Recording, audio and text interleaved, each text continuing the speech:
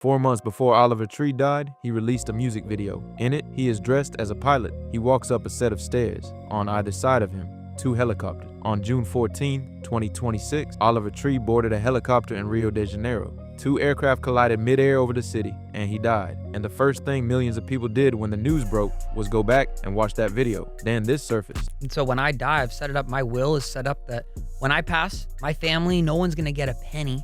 A man talking about what happens after he dies. On the same day his album dropped, 51 days before the crash, and then people found this. I seen my own, naked body, front page of the newspaper, boy overdoses at Burning Man. And then I'm at my own fucking funeral and all my family's there and they're literally crying. They're like, he was such a good kid, but he did too much drugs. He had already seen his own funeral, described it on camera, and now he is gone. The question nobody can answer is this: did Oliver Tree know something the rest of us didn't? Because the more you dig into his life, the things he said, the art he made, the decisions he took in his final weeks, the harder that question becomes to walk away from. The Flowers video. Let's start with the image that stopped the internet cold. Flowers was released in February 2026. Oliver Tree in a pilot's uniform, climbing a set of stairs, flanked on both sides by helicopters. The visual is deliberate, cinematic, and precise in the way that everything Oliver Tree made was deliberate, cinematic, and precise. He did not stumble into images. He built them from the ground up, frame by frame, before a camera was ever switched on. The song itself is about endings, about the kind of love that outlasts the relationship, that follows you past the point where it stops making sense, that you carry all the way to the grave. And the final line, the one that has been screenshot and shared and quoted more times in the last 48 hours than in the entire 4 months since the video dropped, lands like something different now than it did in February. 4 months after he filmed that, he was dead, killed in a mid-air collision between 2 helicopters. Oliver Tree was a filmmaker first and a musician second. He has said that repeatedly, and he meant it. He storyboarded every video down to the millisecond before shooting began. He described the process himself on the Zach Sang Show on the day his final album dropped. I'm like, I work on art and I do these things. I have to edit these videos, edit the documentaries, finish the album cover. And then at 4 o'clock, around that time is when I allow myself, okay, Oliver, you get to now make music for fun. Now it's joy time. And so between the hours of 4 to around 8 or 8:30, that's when I'm cooking up music. Every frame was a choice. The pilot uniform was a choice. The helicopters were a choice. The Tombstone lyric was a choice. These were not random aesthetic decisions pulled from a mood board. They were the output of a filmmaker who planned every visual element with the precision of someone who understood exactly what images meant and exactly what they were saying. Which means the question is unavoidable. What was he saying? Maybe it was a breakup song and the imagery was metaphor. Maybe it was craft and nothing more. But Oliver Tree made his entire career out of blurring the line between the real and the performed, between the persona and the person, between what was art and what was autobiography. He built that ambiguity deliberately, maintained it obsessively, and never once gave a clean answer about where the character ended and he began. So when you watch a video of him standing between 2 helicopters in a pilot's uniform singing about his tombstone, 4 months before he dies in a helicopter, the ambiguity he spent 15 years constructing stops working in his favor. It starts working against him, because now nobody can say for certain what he meant, and that uncertainty is not going away. The fight he picked. The Flowers video would be enough on its own to keep the conversation going, but it does not exist in isolation. It exists alongside a series of decisions Oliver Tree made in the final weeks of his life that, taken together, paint the picture of a man who was operating without the usual guardrails, without the normal calculations about consequence and career and self-preservation that most people in his position would have been running constantly. On April 1st, 2026, a date that initially made fans think it was a joke, which may or may not have been intentional, Oliver Tree went on Instagram and publicly dismantled his relationship with Atlantic Records. I just got word that my album is no longer coming out. Love You Madly, Hate You Badly is officially canceled, and I'm parting ways with Atlantic Records. Behind the scenes has been nothing short of a nightmare. I have no marketing budgets for music videos, no digital ad spend. Nobody really cares in the building, it seems like. I made a lot of money for Atlantic Records, and they don't seem to remember that. Artists do not do this. Artists with careers to protect, with lawyers on retainer, with leverage they want to preserve. They do not go on camera and publicly humiliate one of the most powerful labels in the music industry. Not like this. Not with this level of specificity and this level of calm.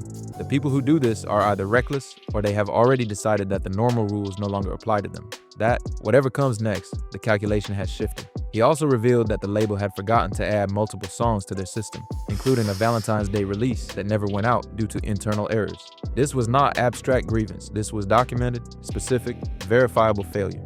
He had the receipts and he used them. Less than 2 weeks later, he came back. If anything, harder than the first time.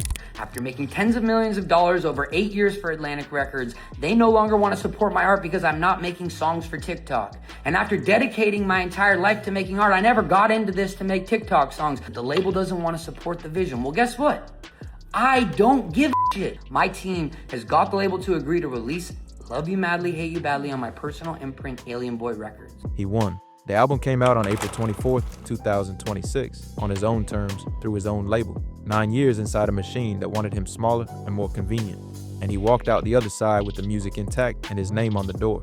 And on the same day the album dropped, the same day he should have been celebrating the biggest creative victory of his career, he sat on a podcast and said this. And so when I die, I've set it up, my will is set up that when I pass, my family, no one's gonna get a penny. He went further. He described the foundation he had created, Dr. Oliver Tree's art grants for baby geniuses, designed so that after his death, every dollar of residuals from his catalog would go to fund emerging artists he would never meet, who were where he had been at 17, before the music existed to pull him back from the edge. None of this was mine. I didn't make any of it. It all just was in the ether, and I was just a guy who worked at 4 a.m. to 8 a.m. and happened to channel the ideas that day, and then, so I can't take credit for any of it. A 32-year-old man, on the day his album drops, talking about where his money goes when he dies, saying the work was never really his to begin with. 51 days before the helicopter. Most 32-year-olds have not written a will. Most 32-year-olds treat death as something theoretical, something for later, something that exists in the distance and can be dealt with when it gets closer. Oliver Tree had not just written a will, he had thought through every detail of his estate with the completeness of someone who had already made total peace with the idea of not being here. Someone for whom death was not in the distance at all. The question is why? The question is where that peace came from.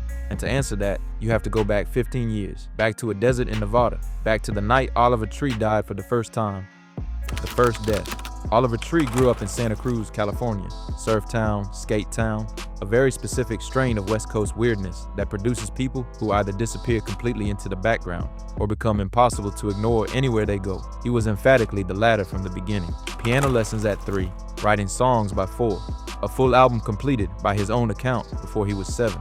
His parents did not question this. They were, in his words, trippy, the kind of people who would later make weed brownies for Burning Man and leave them in a bowl on the kitchen counter. By his teenage years, he was skateboarding, producing on GarageBand, playing guitar in a ska band called Irony, and developing a serious drug problem that had started at 15, and by 17 had taken over everything. His parents had kicked him out of the house. He was selling drugs to survive, living on friends' couches, using something different every day. The music was there, but it was buried under everything else. That summer, he went to Burning Man with his family. He had plans to take acid with them at the burn.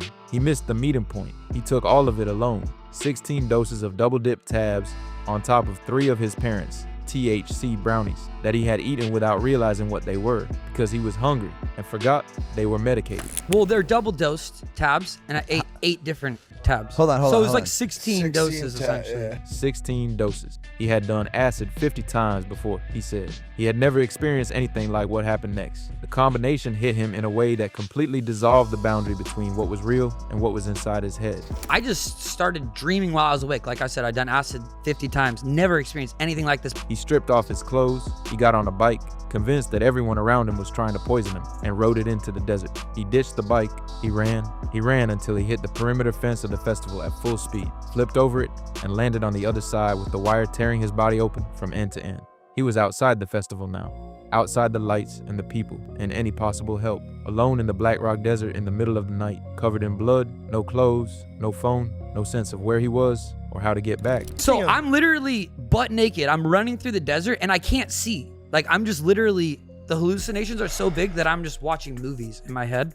And then he died. Not literally, but as completely as a human brain can manufacture the full experience of death. The body going cold, the self separating from the physical, the movie of a life playing out from beginning to end. He went through it. He saw his own naked body on the ground. He saw the newspaper headline. He attended his own funeral and watched his family cry over him.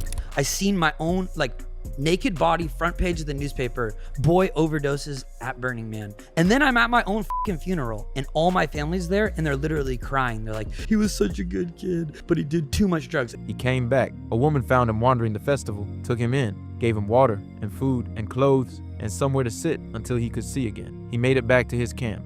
He collapsed. He drove home the next day in silence, still not entirely sure whether he was alive or dead. And when he woke up the next morning, Something had permanently shifted. Like, to have that when you wake up the next day and you thought you had died and you have a second chance to live, that changed my entire life. That summer, he later said he was genuinely close to the edge. Not hallucinating an overdose, actually overdosing, actually dying. The Burning Man night was the thing that pulled him back. Not because it scared him in the straightforward way, because it gave him something specific. The experience of having already gone all the way through and come back out the other side. The knowledge, not abstract, not theoretical, but physical and permanent, of what a second chance felt like. He turned to music. So that was my turning point. Okay, this is what I'm gonna do now because I have the opportunity, and this is what I'll do instead of drugs.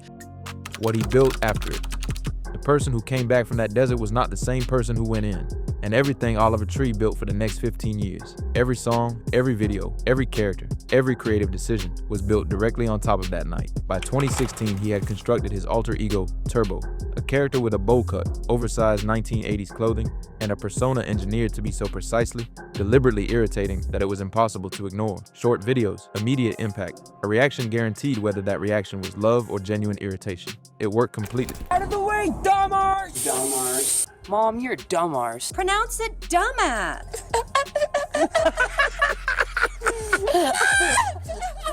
The hell, Jeffrey, get the hell out, dude!